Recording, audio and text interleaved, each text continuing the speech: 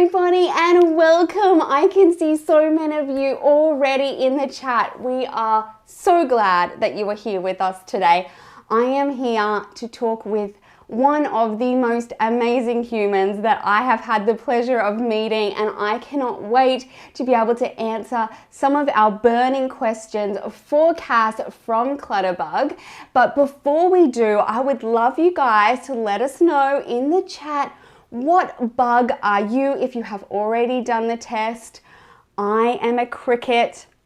I love all of the organizing things. This probably comes as a surprise to no one, but I absolutely love hearing what other people are.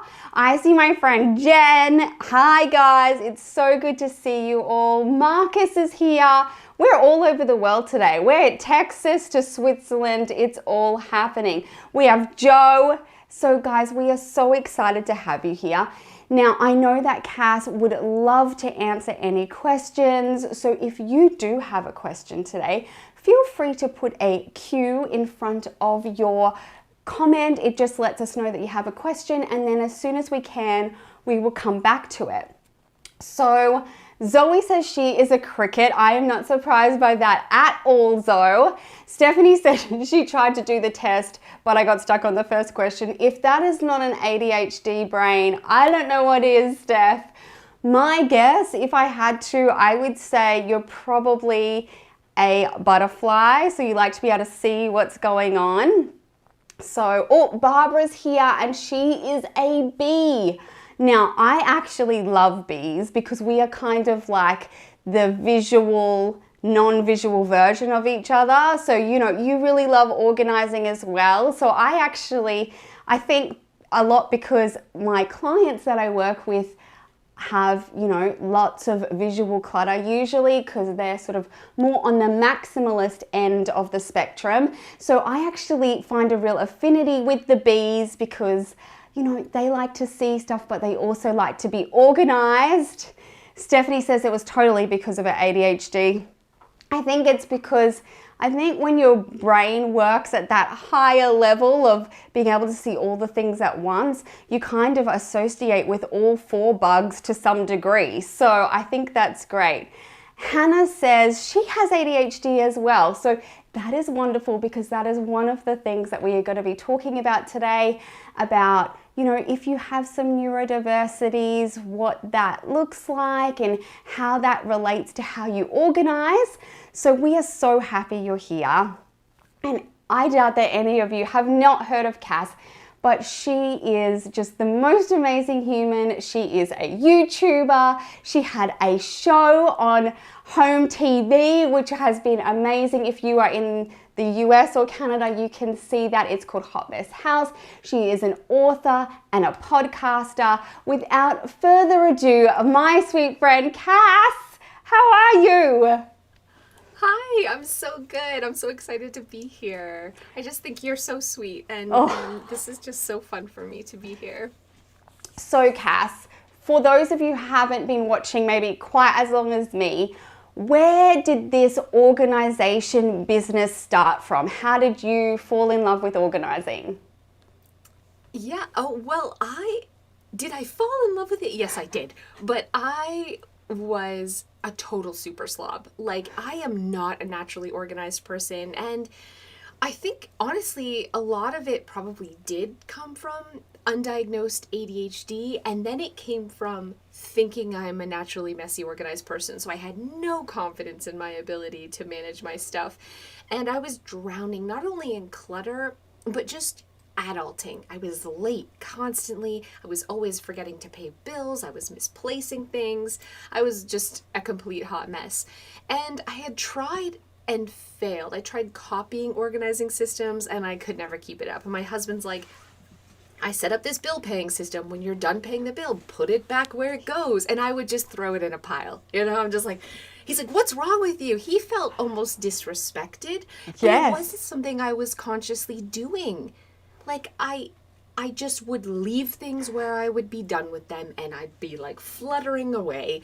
And one day I just tried again. And I was watching this show, Peter Walsh, Clean Sweep. Peter Walsh is the king of organization. He is my hero. He totally is. And he's just said so many things that kind of broke through and made me get up and try again. And I remember going to the dollar store and getting dish pans and going in my closet and saying, listen, I never put my clothes, I never hang them, I never put them in drawers. I'm going to toss them in these dish pans, which is weird.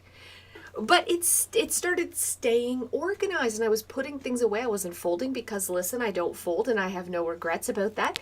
And I thought I was a genius. So I started doing my whole house with dish pans from the dollar store, because back then they didn't have fancy baskets at the dollar store.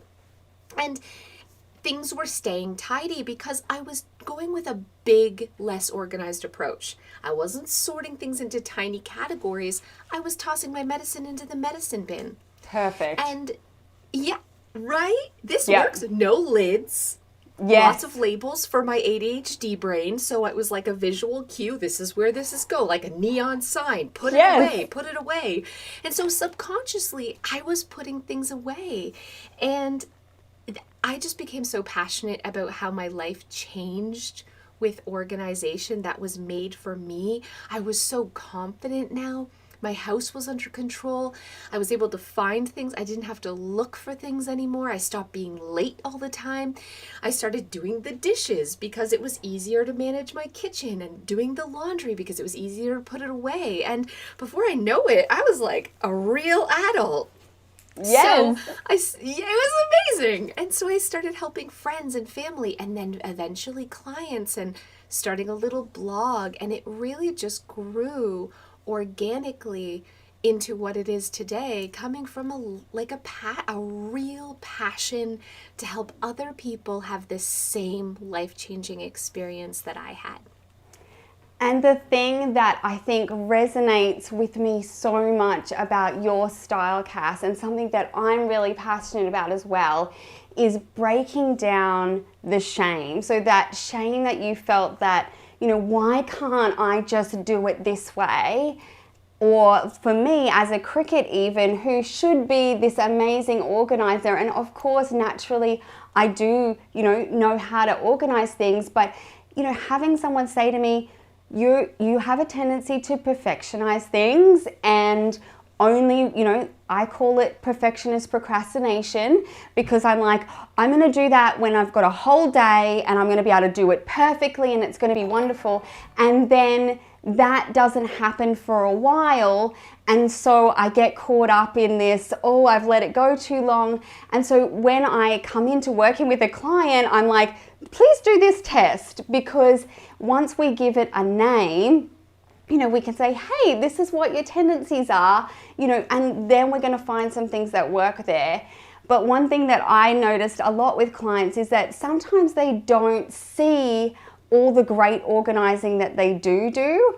So is that something that you've noticed, particularly when you were maybe doing Hot Mess House, that people don't see that they actually do have organization systems in place? Absolutely. People say, I'm so disorganized. I'm not organized at all. And the truth is, a lot of my clients are way more organized than I am naturally. Crickets and bees, they're nailing it. They're so much more organized than I am. But they don't feel like it's good enough. They only see the things they're not achieving. They don't see what they're having success at. And again, it's that procrastination, it's putting off, it's the piles, but look over here at this amazing stuff you're doing here. And just holding up a mirror to someone and showing them what they're great at can flip a switch, right? Yes. It can really and as soon as you realize, I'm not messy, I just organize differently, and you have real confidence in yourself, that's when you start seeing real change and real success. And I think, sometimes if, like me with OCD, or like with ADHD, or even ASD, that there is some freedom in understanding why we do things the way we do things. It's like, I get that I feel compelled to do this. And, it doesn't mean that we can't make changes or, work at healing from some trauma in the past, but just getting a label that's like, hey, this is why you do things the way you do, and this might work better, or this is why this is working for you and maybe this is not. So would you say, so I've had some questions from people who have done the test and come out with a different bug to what they maybe thought they were going to be in their mind. So I'm assuming this is not an uncommon thing, but what do you think happens that people think they're one way, but then they turn out to be a little bit different? I think it's a couple of things that's going on. One is you're looking at your mess and answering the questions based on what you're failing at. So everything's everywhere, there's piles, and you're like, oh, I must be a macro organizer and I must be visual because I see mess.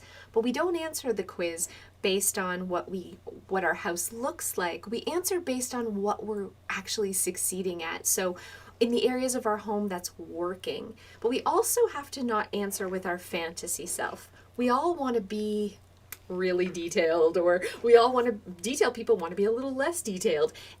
So we can't answer based on fantasy us. We have to be real. What's really working in your home. And the truth is, you can't always put people into 4 categories either. You may be a little bit of this in one and a little bit of this somewhere else, and that's okay too.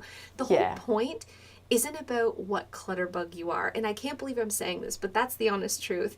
It's about knowing yourself.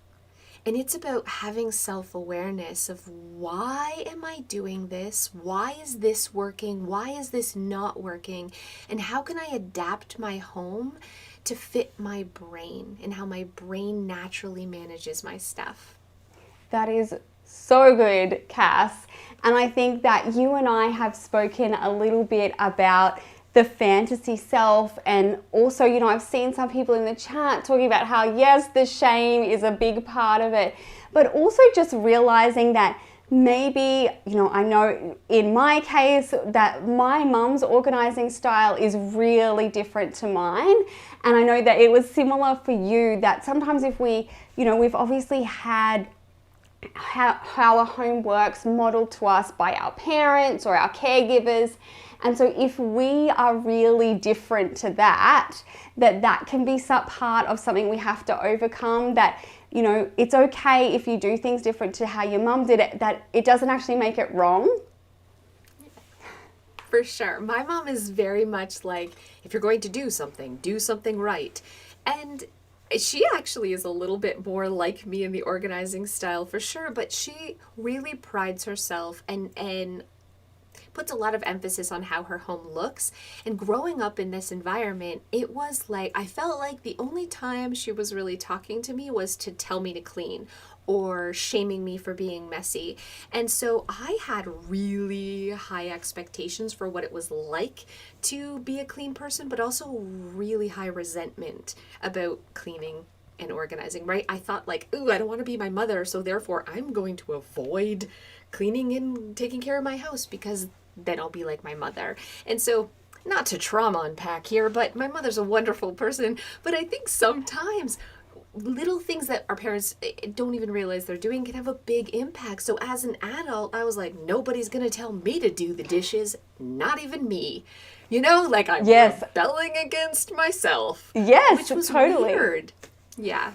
And I think for me, I sort of had the opposite. I grew up in a really large family. I've got 8 brothers and sisters, and so there was always this level of chaos. There was lots happening all the time, and my mum is an extrovert and I am an introvert, so our house was always full of people. And so I was like, well, now I'm in charge, I'm gonna have everything so organized and all of this. And then of course, as fate would have it, I was blessed with children who I would say for the most part, with the exception of one, are visual organizers. So, I had to sort of come to terms with the fact. I remember sitting down with a psychologist really early on after my daughter was diagnosed, and she was like, you need to put up visual aids for her like all over your house. And I remember this moment of terror being like, what? What do you mean all over my house?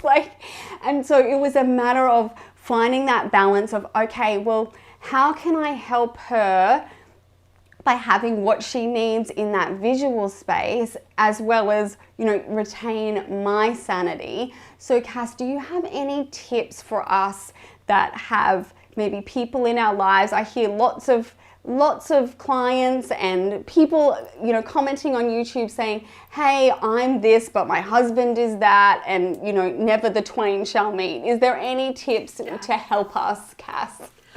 Oh, for sure. I'm definitely, when you have a visual organizer mixed with a hidden organizer, the visual organizer wins, but there's compromise. So we don't have, you're being attacked in your eyes by color and stuff everywhere, because that's going to stress a hidden organizer out, but it's also going to stress a visual organizer to have everything behind closed doors. So we compromise, honestly, in color. Color's a great way to compromise. We can have picture labels for kids with words and pictures, but if we keep everything really monotone, if we keep, even behind me, you see there's a lot going on, but we're keeping it within the same color scheme, which is giving that visual simplicity, right? That calm that hidden organizers are craving, but you can still see everything for hidden organizers. So lots of labels, subdued colors, and keeping it open shelving, or having, baskets that have big labels. Size matters. Size matters, friends, especially with labels, so you can see it across the room for the visual organizer. I think for me, one of the other things that was really helpful was, in my head, this probably makes no sense, but guys, Cass and I, we are both about the weird things that work. I would say if we could both have a tagline, we are all about the weird things that work. And so for me, I could cope if my girls had a bulletin board or like a pin board where it was like, well, that's where all that visual stuff belongs. So it's, I can put up all of the chore charts and we can have all of their things out, but for my brain it's like, but that's where it lives, so it's okay. And so, just tapping into whatever that looks like for you. For me, even as a cricket, if I don't even mind a clear box as long as it's sort of all put away. And so that was like a nice compromise for us to have that clear box, as well as, so they can see what's inside, but I know it's put away. And also having a space like in our lounge where I didn't have to have all of that, so that at the end of the day I could sit down in that one spot that was really visually quiet and then sort of work from there. So lots of people, Cass, are commenting on your background. I think it makes people feel better to see that, whatever end of the spectrum, however you feel, whether it's minimalist or maximalist or anywhere in between, that there's a way to organize it. So I think Stephanie has asked up here, what are your doom boxes? What have you got hidden away? And I know that you are so open about this. I'm going to leave linked Cass's organized home tour because she goes into every single box. But what sort of are those things that you just tuck away? It doesn't matter that you have a lot of it, but it's there. I mean, I have a lot of everything. I'm a clutterbug. I'll always be a clutterbug. I'm a maximalist more than a minimalist, but everything has a home, right? And I'm also a macro organizer. So I have a cords and cable box behind me where if I find a random cord or cable, I just chuck it in. They're not labeled. They're not sorted. If I need a cable, or my husband does, we curse and we dig through and we pull them out. But that's okay. That is still organization, because guess what? If you need a cord, I know exactly where it is and I can find the box in 3 seconds. And so it's giving myself permission to organize like that. Everything has a home. That home is labeled. I know where it is. But yeah, it for me, for my style, I need to be able to put something away fast. I don't mind spending a few seconds to find what I need. But for other people, like for you as a cricket, you don't mind spending a few minutes to put something away. You want to find it fast. And so this is where knowing yourself and knowing your style is so important. So you can set up a home that makes you feel calm, that makes you feel calm.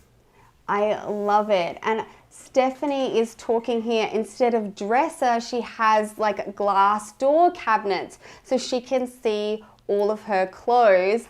I think that, I've seen a lot of people say in the chat that, they feel like they're a hybrid of maybe two, which really reminds me of like personality styles or love languages that you tend to, come out higher in two, but there'll be a dominant one of those two.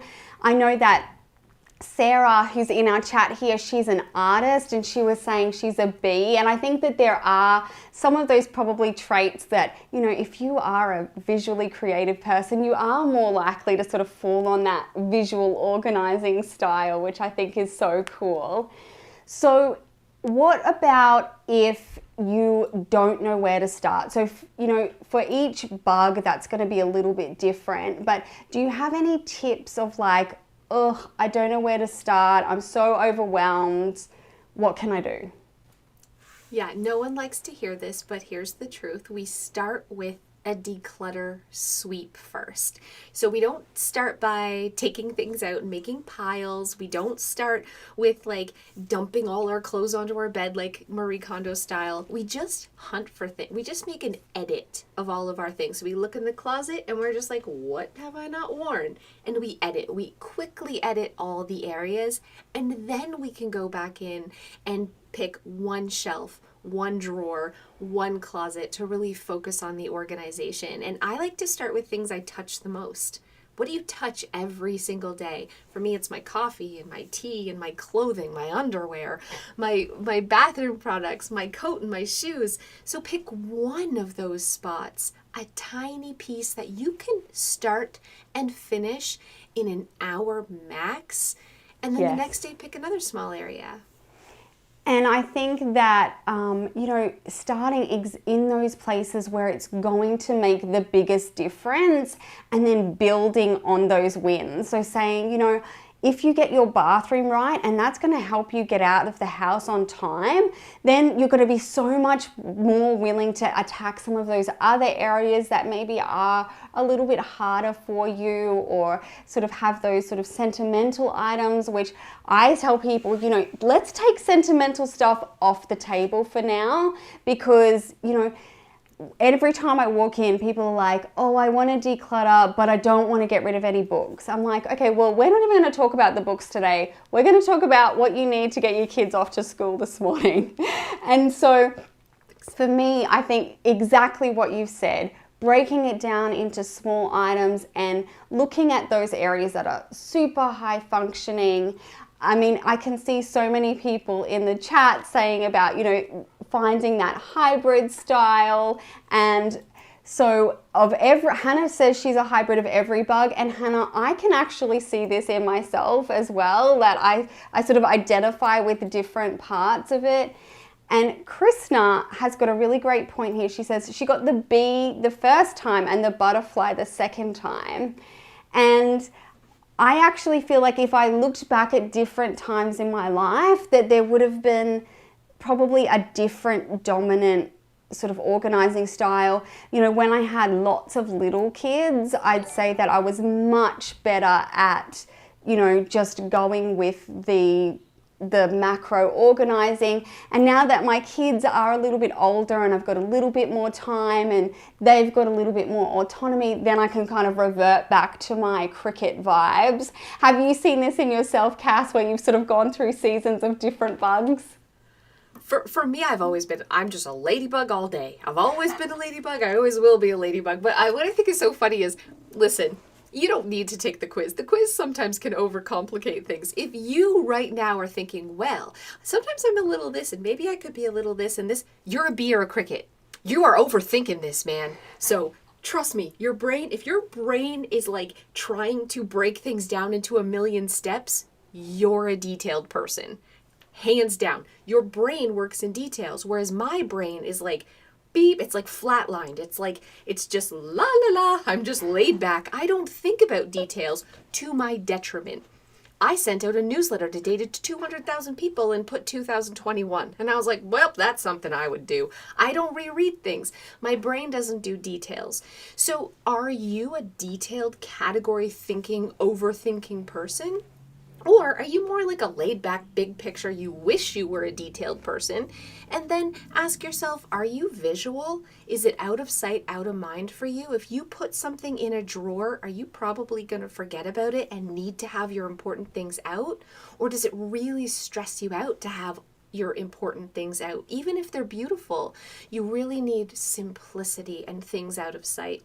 And that's, are you a hidden or are you a visual organizer? And it's that combination of how you sort and how you store naturally, like that's your organizing style. So the quiz sometimes can overcomplicate a very simple thing. Yeah, and like totally as a cricket, I was like, but I want to click two things here, Cass. So I do that, but I also do this. And so, some things that I've learned about myself is just, Hannah was saying she's a quirky organizer, and I feel like I'm that too, that I do not care what it's supposed to be, whether it looks Pinterest perfect, if it's going to work for me. So one of the things that I actually do is, because I don't do very well with the visual clutter, I actually have baskets that I get out of my kids' bathrooms every single day before they go to school, so that they have the visual, and then I put them away once they're gone to school. That's smart. So as a professional organizer, and I know that not only are you a professional organizer, but you also train other professional organizers. If someone was trying to maybe help a friend or a family member or a husband to tackle these things, do you have any tips for us on ways we could, be supportive without, like you said about the situation you had with your husband, about him being one way and you being the other, and we don't want anyone to feel shame, and we want to meet people where they're at. And so if there is any tips for, if you're a professional organizer, or if you're just sort of stepping into that role as a friend, is there anything that we can try and do to help them? Yeah, I think just completely validating any concerns that they have, like really listening. People know themselves and their stuff better than any professional can. And sometimes it's that they don't have the confidence and trust themselves. So I always go by somebody's body language, especially when we're decluttering.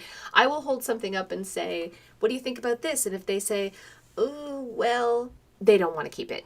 Right? And I can say, well, you just told me you don't want to keep it, so that can go in the donate bin.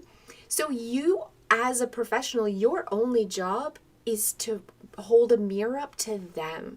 They already know. They already know the answers. They just don't trust themselves enough to do it, to make the decision. So our job is to listen and be supportive and be encouraging. And when they do say, well, I probably wouldn't put my coat on a hanger, it might be better to have a hook there. You say, that's a great idea. Let's install a hook right there for your coat.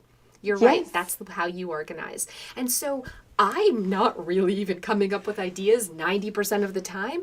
I'm listening to my client and I'm hearing things they don't know that they're saying.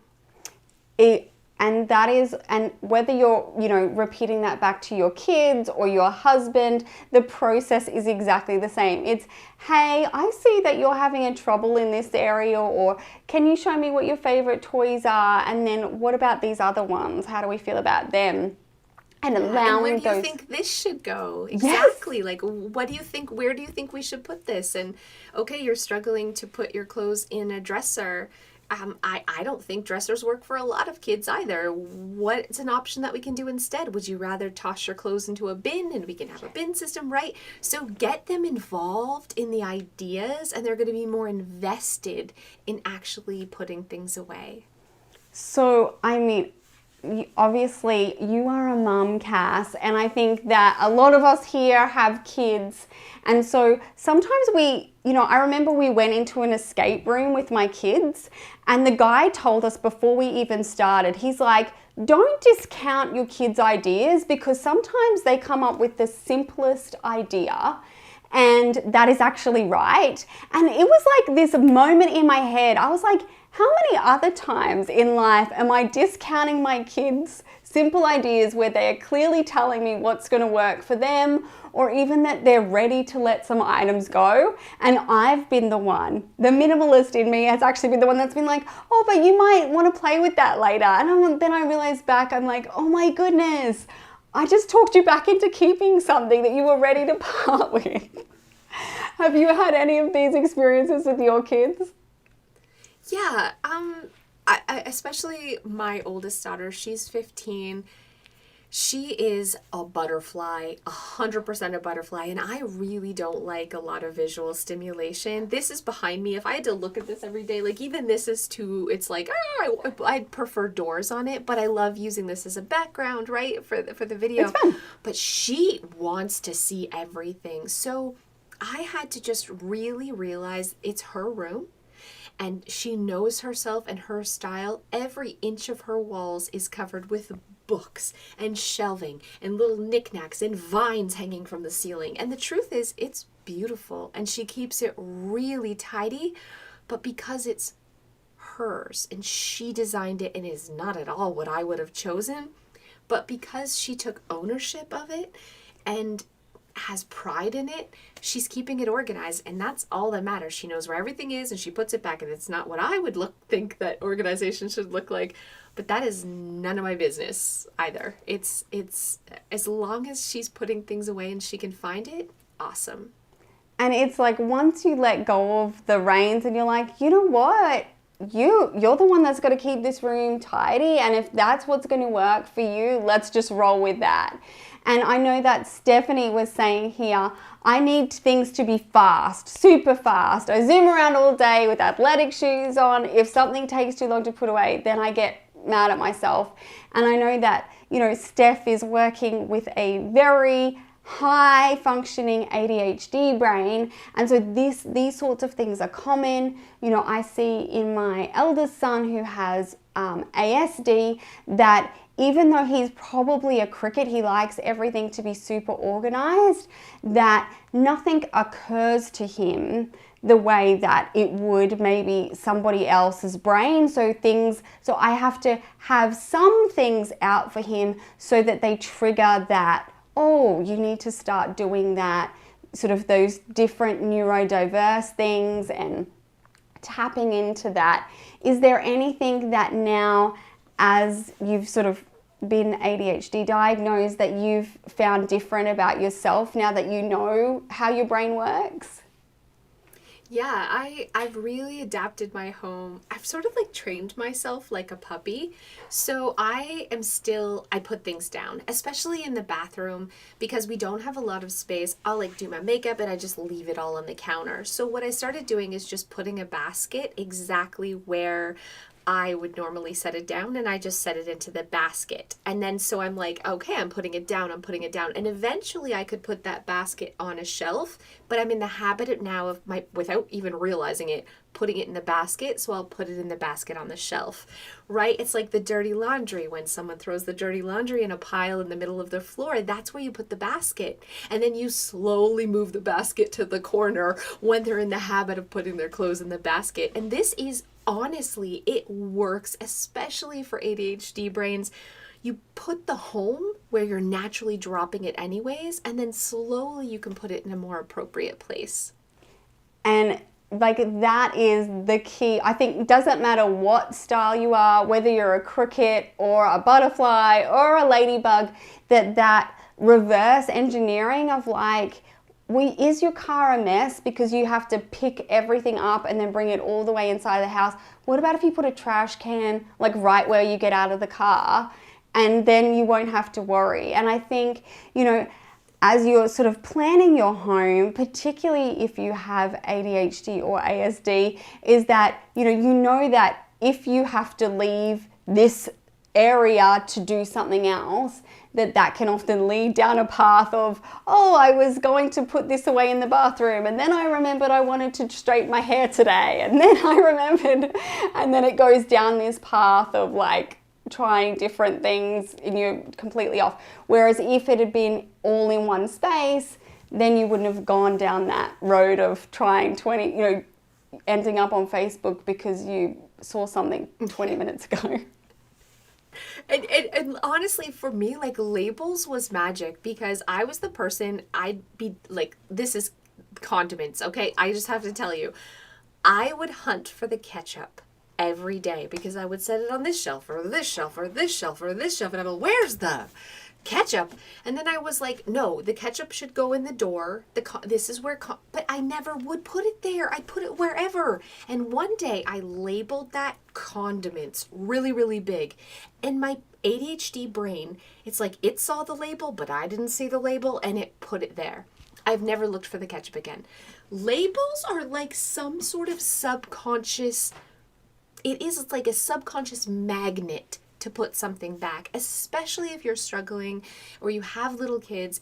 It's like your brain has already moved on to the next thing, but subconsciously you're like, oh, this is where it goes because I see the label. So even though we don't want our whole house labeled like a kindergarten classroom, there is a reason that kindergarten classrooms are labeled. It's because it works.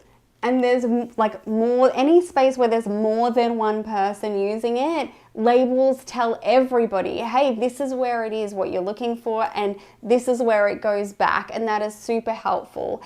And Coulter was just saying one of the greatest realizations he had is that he could put a hook somewhere, and that was okay. When you bought his house, you didn't have to ask someone, you could just put a hook there. That reminds me of that episode of Seinfeld, you know, where he gets his closet organized and she's like, I see hooks everywhere. And he's like, I not see this, but I want oh my gosh, I'll find the episode for you. Yeah, so he gets, one of his girlfriends is like a professional organizer.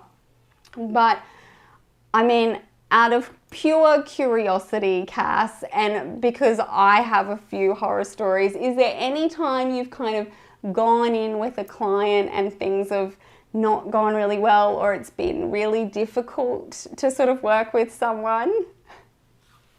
Yeah, I've had, well, actually on the show, Hot Mess House Season 2, I had, they actually kicked me out of the house. One family that I was on the show with, they were like screaming at me. He called me a moron. He told me to get out of his house. That was awkward because there was cameras and there was all these people there, and I'm mortified. And I was really just, he said, are you calling me a bad parent? And anyways, it was really uncomfortable. But we made up, and I came back and we did it again. But I've had situations where I just couldn't help them. And if they're not ready to let go of things, no amount of organization is going to solve a clutter problem. If you have too much stuff, I cannot make your home bigger. I am not a magician. No amount of shelving or bins or containers or anything is going to create more space for you. And so I've had to say that to people who just are really drowning in things but not able to let go, that you're just not ready. That is so true, Cass. And I think that, you know, particularly with a lot of the clients I work with, it's sometimes not their decision to have me come in. And so we're coming in to get a house ready for support workers and things like that. And so that presents like a really different sort of vibe. And, you know, I sort of say that clutter can be a direct trigger for trauma. And so if there are things in your life that, you know, create trauma, and so much of, as we're going through these processes, you know, I've had some people ask me to sort of show, oh, could you show what it's like to work with a client? And I thought of you working on a Hot Mess House, and I was like, oh my days, I don't know that I could, because it does get really raw and emotional at times. And, you know, I think sometimes, you know, they might call you a moron, or, you know, but it's because, you know, we're basically pushing on those trigger points for them, and that's a really difficult thing. So if, you know, someone is helping your parents or a family member that's really, particularly with,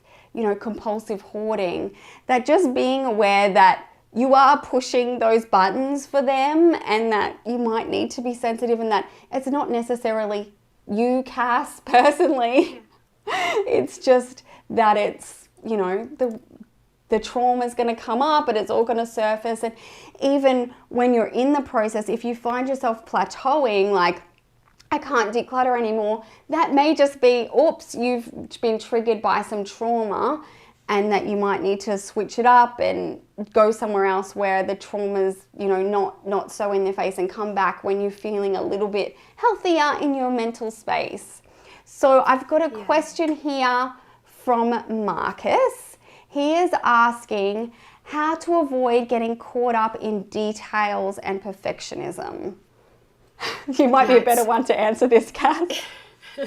It's so hard. It's so hard. But we always start, especially with when we're doing this sorting process. This is where bees and crickets really take one mess, and their tendency is to make 50 little messes, right? So they'll take a pile of papers and they'll be like, well, this is electricity, and this is gas, and this is taxes from 2004, and this is taxes. And then before you know it, you're just like, I have so many piles. So what I like to do with the sorting process is, first of all, we focus on macro categories, big categories, taxes, paid bills. We can always go back and make it perfect later. So coming up with predetermined categories really helps perfectionists. If you're in your bathroom, I want you to look and say, well, I've got some extra products, I have some health and wellness, I have some medication, and we're just sorting into those big categories. We are not making lots of little details. We can always go back and make it perfect later. And I think that just that freedom of hearing that, you can go back and we can rework this. If it doesn't work, it's okay. And it's okay to just do what is right for right now. And then when you're in a better headspace, have more time, there's not as much clutter around, that's when we can go and rework it. Sometimes, if I can see that a client is getting really overwhelmed, I'm like, you know what? Let's just make a yes, no pile. Yes, we want to keep it. No, we don't. Let's just take out all the other decisions, because the more decisions we have, I think that's what creates that anxiety sometimes, because we're like, oh, but what about this thing and this thing and this thing? And I want to keep it, but not here. And it's like, that's fine. That's a yes then. And so that was something that I learned early on, was like super helpful for me as a perfectionist, was like, yes or no. And then we'll move on from that after that. Exactly. Yeah. Jen, who I know sort of lives in a multi-generational home, is that, she has to label everything, because there are, lots of adults doing everything their own way. And so I think no matter what combination of bugs you have, those labels, allow everyone to kind of be who they are and find that middle ground. So have there ever been a situation, Cass, where, perhaps you've got like a cricket and like a bee? I'm guessing even though they're both like detailed organizing, that, they really sort of can't come to a middle ground. Is there anything we can do in those situations where it's like, everyone's at an impasse, we're at a stalemate? Yeah, so the golden Clutterbug rule is we always default to the visual and the macro bug. So butterflies always win, right? It's easier for a hidden organizer to have a few things out than it is for a visual organizer to try to remember or put things away out of sight. So the visual organizer wins, and it's much, much easier for someone to be able to put something away, just tossing it into the medicine bin, than it is to expect someone to take the lid off, and this is a pain reliever, and I need to find the pain reliever section, and do it in a detailed way. And Joe says I made this up because he's a cricket and I just don't want to do details, but that is not true, Joe. I did just make this up, but not for that. Just based on working with literally thousands of clients, seeing what works and what's the easiest to adapt and what causes the least amount of stress and anxiety in the long run.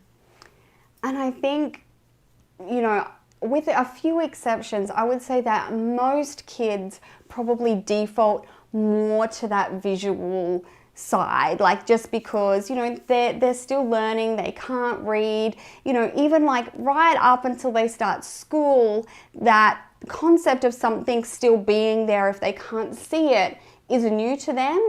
And so, I feel like this is why that is 100% true, that the visual stuff comes first, and that, as they grow up. Here's if you are in that season of life right now, guys, where you have little ones and everything has to be out and it drives you nuts, eventually they grow up and it is okay. You do start to get some spaces back where you can organize it the cricket way, but, defaulting to those things. And, it's like the old stereotypes are stereotypes for a reason, and it's because, it overwhelmingly is the way that it is. And so, like you said about the kindergarten, that it's set up that way because it works for kids and it doesn't matter. But Kaz, I wanted to ask you, what is your last clutter mountain to climb? Like, what is the thing? I'm going to tell you mine in a minute, but what is that thing, like, no matter how long you've been doing this, it's like, how does this still not work? Yeah, it's my Harry Potter closet under my stairs, and it's because I have too much stuff. That's it. I mean, it's not a lack of organization. It's excess. And I have I have a basement, but it's a living basement. It's my daughter's room, it's our family room, and it's this office, and it's our mud room. And so I don't have a space to put Christmas decor, extra things. Like if we have suitcases, it all goes in the Harry Potter closet, and it is so tiny you can't even stand up in it. It's a crawl space under the stairs. That's what it is. And I'm trying to cram 10 pounds of crap into a 5-pound bag. This is why it's not working. And I have two solutions. I can get rid of half of it, or I can move. I'm hoping to move. That's my Guys, if you haven't already, Cass actually, there's a video of Cass actually getting in and out of her Harry Potter closet, because it's quite the expedition to get in there and out of there, isn't it? It's a nightmare. It's full again. I mean, it's bursting. It's because the only way it stays organized if I Jenga stack it in a detailed Cricut way, but that's not me. When I'm done with something, I need to be able to open the closet and chuck it and it land in the spot. I can't have lids. I can't have stacked bins. I'm never going to take the time to put something away if it's hard. And I don't have enough space to create real macro solutions without stacking with lids, which is why it's always a disaster. And I hope that it encourages some of you guys watching, whether you're here with us live or in the replay, that there are always going to be these areas. It's never going to be all perfect all the time, and that there's going to be spaces. For me, it's actually a bit funny because it's kid shoes for me. And the reason is, ironically, my kids don't really like to wear shoes. And so what ends up happening is they take their shoes off like everywhere. We're out at the shops, they take their shoes off. And so then we end up losing a whole heap of shoes. And so I find this like urge to keep all the kids' shoes in case, like I'm like, oh, we need like 3 pairs of, I was gonna say thongs, and I just realized half of you are not Australian, flip-flops, that, so that if we lose some, it's gonna be okay. And then it was just recently that I was like, you know what? It's okay. I don't have to be, there is no minimalist police that are going to come and be like, you have too many pairs of shoes, and that you need to do with whatever works. And so if it brings me less stress to have some things, I'm going to do it. And, again, both Cass and I, we understand, we don't want you to be a maximalist if that's not who you are, and we don't want you to be a minimalist if that's not who you are. We want to be whoever you are on that spectrum, and then find your way to organize with whatever that looks like. But Cass, one of the things that I get asked, and I'm sure you do too, is about hobbies. So crafters, artists, like they tend to be the ones, and I know that you love craft. So is there any tips for managing hobbies? Yeah, there's 2 things. One is we can only keep what we have the space for, and our surfaces and the floor do not count as homes. And so we have to let our container of whatever our room is a container, maybe it's a shelving as a container, be the bad guy. And we can only keep what fits in that space. But the other thing, especially with hobbies, is to realize this is identity clutter. Books is another thing. If you love to cook, it's your gadgets. That's identity clutter. And so we feel like I'm a crafter, so then I can't possibly get rid of any craft supplies, even though I don't scrapbook, even though I don't quilt, even though I don't knit. I have to keep all the supplies because I'm a crafter. And just knowing that, just saying, wait a minute, I can still be a crafter and get rid of all my scrapbooking supplies because I like making jewelry or I love painting, is so freeing. You can still be a book lover without keep reading with other people. By gifting and giving away the things you're not using, you're going to have more space and time to actually work on your hobby. But you're also going to really feel good about yourself for sharing your passion with other people. That, to me, Cass, I'm sure you've said it before, but sometimes it takes a few times before we get that light bulb moment. But that whole identity and I think even as we move through seasons of life, and that maybe you were a crafter or a gamer or a photographer before you had kids, and now you're in a new phase of life where you don't have time or your interests have changed, and it's okay to let go of those things and be whoever you are right now. I think that, that even can correlate to clothing. I know that both you and I have had some really drastic weight changes in our life, and that can be another area where we're like, oh, do I hold on to that person that I was? Or do I embrace that person that I am now? And that doesn't matter whichever way you go, weight-wise, hobby-wise, whether it's taking on new things or just loving that person you are now. But, with your journey with, changing clothes and things like that, did you find that your style changed a bit too? Yeah, I'm more into the basics now because I'm cheap. And I don't want to have to keep buying a lot of things. So I'm like black t-shirts, black sweaters, black pants, and jeans. Because, yeah, I'm up and down like a yo-yo when it comes to my weight. And I'll always struggle. I just will. I tried to take shortcuts around. There is no shortcut. And so now I'm just like, I keep the basics and I don't spend a lot of money on stuff like that because the truth is that isn't me anyways. So I learned a lot about myself through decluttering, seeing what's really important to me and what isn't. And I've got Sarah saying here, she loves that identity stuff. Sarah, you are 100% a real artist. She gave away over 300 art books because she doesn't have to, and in our creator community, it's exactly the same as you crafters. We are in the same boat as you. There is a name for it. It's called gear acquisition syndrome. You want to talk about people who can get stuff. Cass, I'm sure you've had this happen too. These companies are bringing out new tech products every 6 months for us, and they get better and they've got fancy things, and so we fall into that same trap of, oh, I could upgrade my camera and my lights and get new software and all of these things, just the same as, crafters finding a new hobby, or they bring out some wonderful new, fancy thing that I don't actually craft, so I don't have any examples for that, but you know what I mean.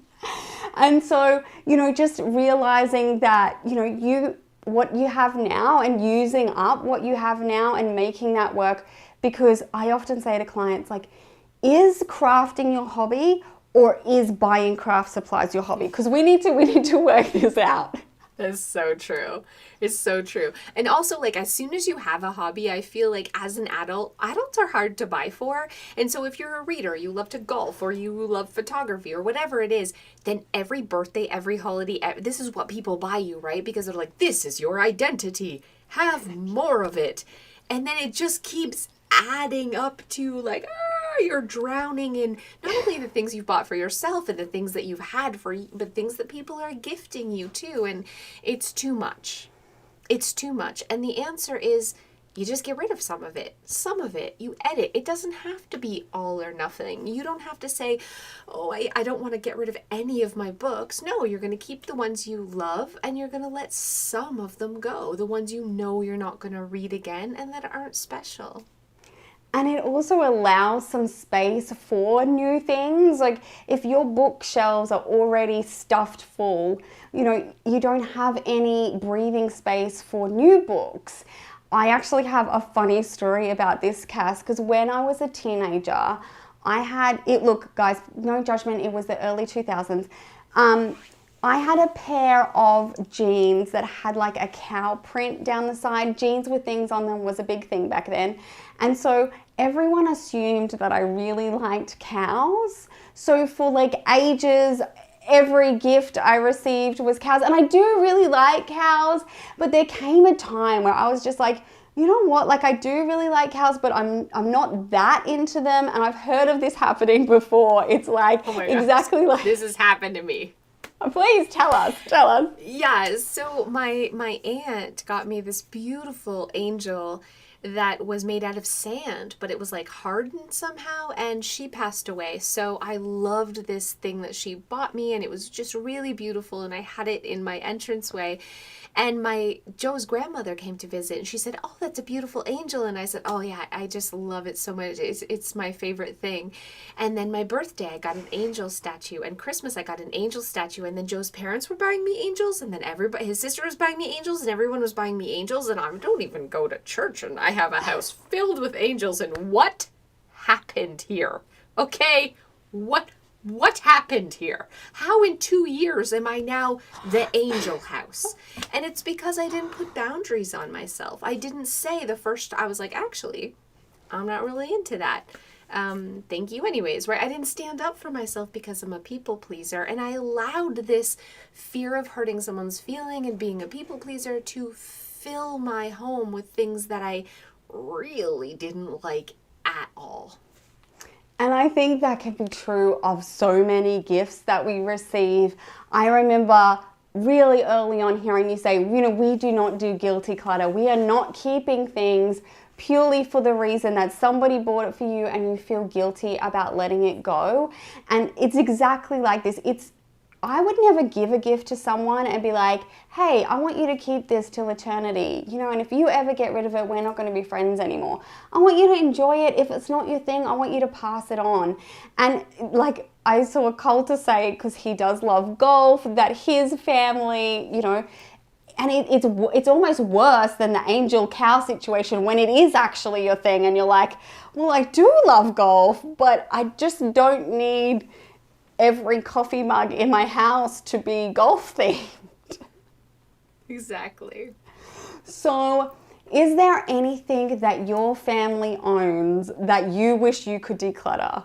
Like everything that isn't mine. Like this is everybody. Everyone only sees other people's clutter. We don't see our own. We're like, oh, you have too much stuff, Joe, or Izzy, oh, your room is... But we don't see our own. Like, our own stuff is special. We're like, no, I can justify all of this. And so, of course, everyone has things that they wish that their loved ones didn't keep, that they don't like and they don't like looking at. But life is about compromise, and family is about compromise. And it crushes my soul sometimes to look at Joe's ugly stuff in my house. But it's his house too. And so I just remind myself of that, and I bite my tongue. Because I have a pink office, and I have flu pillows that he has to take off the bed every night, and some reason put them on a chair just to put the pillows back on. We don't use these pillows, they're just for looks, and he thinks it's absolutely insane. We have so many pillows on our sofas, we can't sit on our sofas without throwing the pillows on the floor and then having to pick them up and put back on the sofa when we get off the sofa. So I understand that is nuts, but he says nothing, so I can put up with all his ugly crap too. That is so true. The compromise is king.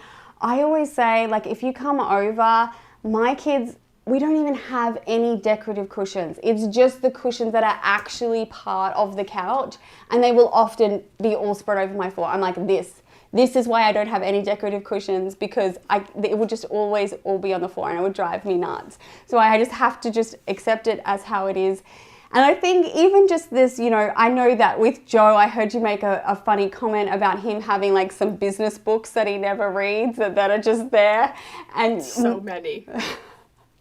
So it's like his identity clutter, right? He Yes, wants to prove to himself and the whole world that he's smart and well read. So he has to like have all these businessy fancy pants books on display.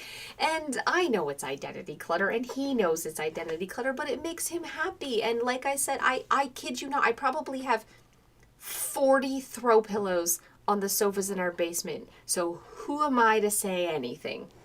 And I mean, are you even an effective person if you don't own 7 Habits of Highly Effective People? Who knows? We don't want to push Joe to that point. With my husband, and this is like a current ongoing joke with us, with him my husband is a huge Mac fan. If you don't know already, our daughter's name is Siri. It is like that level fan. And so he keeps every single Apple box. I'm sure we have iPod boxes back from like 2006, maybe before then. And so, but you know what? Again, it's part of his identity. We have so many like if something is an electronic, for some reason we have the box. And I tell people, I'm like, don't keep the box. And yet I'm such a liar because our house is filled with boxes. Because my husband's like, if I ever sell that, it's worth more. We've never sold an electronic ever. We use them till they die, and yet, because we pass them down to our kids, right? The phones and the computers and the tablets get passed down to our kids. Why we have an original iPod box, we probably don't even have the iPod. Nobody knows. But it's just how it goes. It's how it goes. Unfortunately for me, my husband has been a collector for so long that we have like a side hustle where we sell vintage retro games. And so he literally has this over me forever because things are worth like significantly more, like hundreds of dollars more if he has the box. He was that kid. He was the kid who left his G.I. Joes in the box. So let me tell you, people out there, even if you are 2 crickets, which is me and my husband, we are both crickets, you still will have areas where you're like, this is nuts. You do not need to go to this level. And then he has weird things with me because I'm like, that's not how it goes. It goes this way so that everything fits in like this. And so just in case you are feeling like we are never going to mesh, even if you were exactly the same bug, it was going to be the same. So, Cass, thank you so much. Guys, if you are not already, and I'm sure most of you already are, Cass's channel is amazing. She is so good at just giving practical tips. I think in a world that's constantly speaking to us, I find it really hard if someone tells me what's wrong with me, but then doesn't tell me, hey, this is what you can do. And, particularly, the video you did where you just organized, the same space 4 different ways. And if you're trying to meld things with your family, that, watching a video like that, where you're like, okay, that's how I would ideally do it, but I need to mix some of these in. Is that probably one of your most popular videos, Cass, where you do it all the 4 different ways? Yeah, for sure. 1 closet 4 ways or 1 shelf 4 ways is the one that I think people really get what their style is by seeing it visually. So guys, if you're not already, please make sure. Oh, Marcus, thank you so much for the super chat. We so appreciate you all being here. We just love chatting to you. It's so good for us to hear, what your questions are, because that's actually how we make videos. When we know what people want to know or things that they struggle with, we're like, oh, I could show you how I do that, so it might help. So thank you so much, Cass. Thank you everyone for joining us, whether you're over here live or if you're watching in the replay. Please leave a comment for us down below, and I will catch you guys in the next one.